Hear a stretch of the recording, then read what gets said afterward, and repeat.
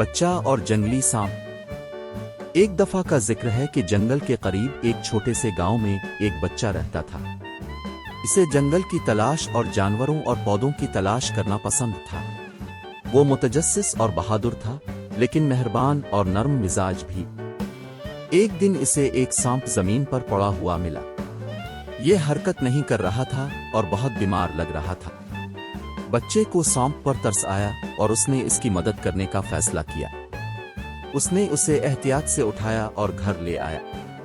اس نے اسے کچھ پانی اور کھانا دیا اور اسے گرم کپڑے میں لپیٹ لیا۔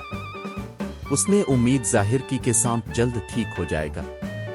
اگلے دن بچے نے سانپ کو چیک کیا تو دیکھا کہ وہ ابھی تک زندہ ہے، لیکن بہت کمزور ہے۔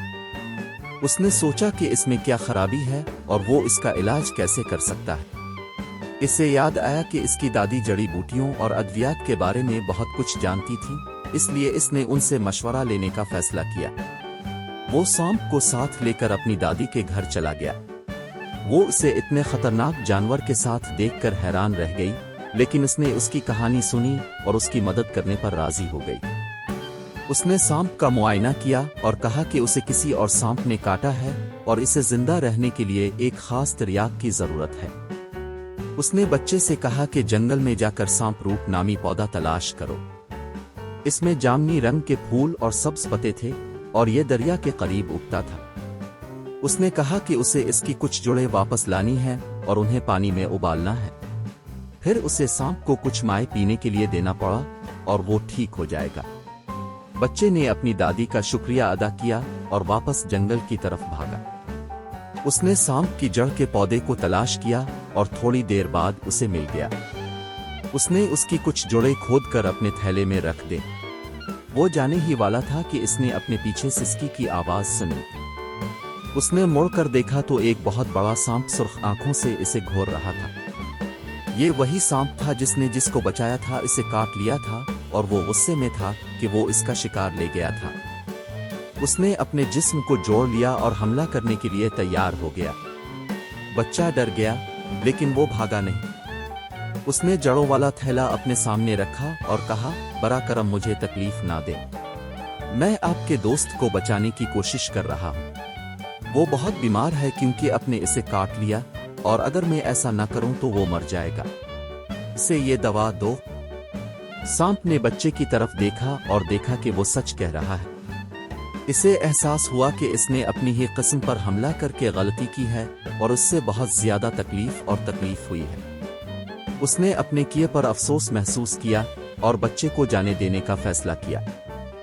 اس نے اپنا سر نیچے کیا اور کہا، مجھے افسوس ہے چھوٹے، میں بھوک اور غصے میں تھا اور مجھے نہیں معلوم تھا کہ میں کیا کر رہا ہوں۔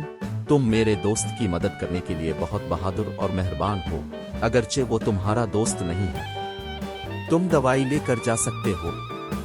بچہ مسکرایا اور بولا، آپ کا شکریہ بڑے، مجھے خوشی ہے کہ آپ نے مجھے سمجھا، حالانکہ آپ میرے دوست نہیں ہیں۔ مجھے امید ہے کہ آپ اگلی بار زیادہ محتاط رہیں گے اور کسی کو تکلیف نہیں دیں گے جو اس کا مستحق نہیں ہے۔ اس نے جڑوں والا تھیلا لیا اور واپس اپنے گھر کی طرف بھاگا۔ اس نے انہیں پانی میں ابالا جیسا کہ اس کی دادی نے بتایا تھا، اور کچھ مائع اس سانپ کو دیا جسے اس نے بچایا تھا۔ سانپ نے اسے بے تابی سے پیا اور جلد ہی بہتر محسوس ہوا۔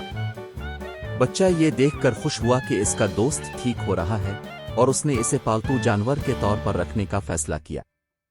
اس نے اس کا نام سسمی رکھا اور اس کی اچھی طرح دیکھ بھال کی۔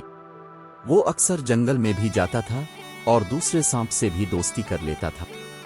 اس نے اس کا نام سسیمون رکھا اور اس کی زندگی کے بارے میں مزید معلومات حاصل کیں۔ دونوں سانپوں نے اس کی مہربانی کے لیے بچے کے شکر گزار تھے اور اسے جنگل میں کسی بھی خطرے سے بچایا۔ انہوں نے اسے فطرت، جانوروں، پودوں وغیرہ کے بارے میں بہت سی چیزیں بھی سکھائیں۔ بچہ بڑا ہو کر ایک عقل مند آدمی بن گیا جسے تمام جانداروں، خاص کر سانپوں سے پیار تھا۔